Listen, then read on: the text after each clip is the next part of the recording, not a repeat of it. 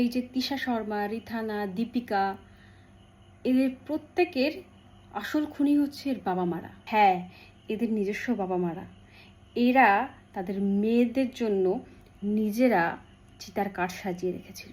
আচ্ছা, বিষয়টা তো এমন তো নয় যে আজকে হঠাৎ করেই তাদের উপর এইভাবে অ্যাটাক করা হয়েছে, কাউকে ছাদ থেকে ফেলে দেওয়া হয়েছে, কাউকে গলায় পেঁচিয়ে মারা হয়েছে, কাউকে মার্ডার করা হয়েছে, এমন তো নয়। তার আগে হয়তো তার বাবা মাকে তারা রিকোয়েস্ট করেছে যে মা আমার ভালো লাগছে না। আমরা অজস্র হোয়াটসঅ্যাপে সেরকম টেক্সট দেখেছি যে মা আমার ভালো লাগছে না, মা আমার পরে এই হচ্ছে, মা বাবা ভাই বোন ব্রাদার বন্ধু বান্ধব। কেন সেদিন তারা এগিয়ে যায়নি?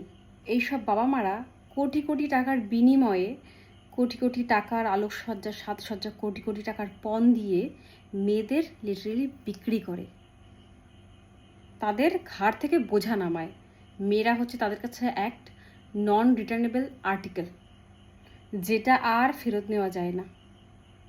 মেয়েটাকে তারা চলে ফেলে দেয়।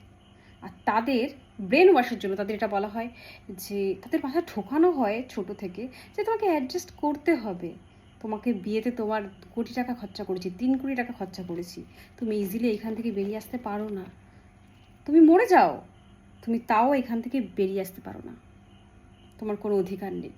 সে যখন বারবার চিৎকার করে বলছে যে আমার এখানে অসুবিধা হচ্ছে, এই হচ্ছে, তার মুখের ওপর টাকা ছুড়ে দেওয়া হচ্ছে, কিন্তু তাকে সেই সেফটি সিকিউরিটি ভরসা দিতে পারছে না।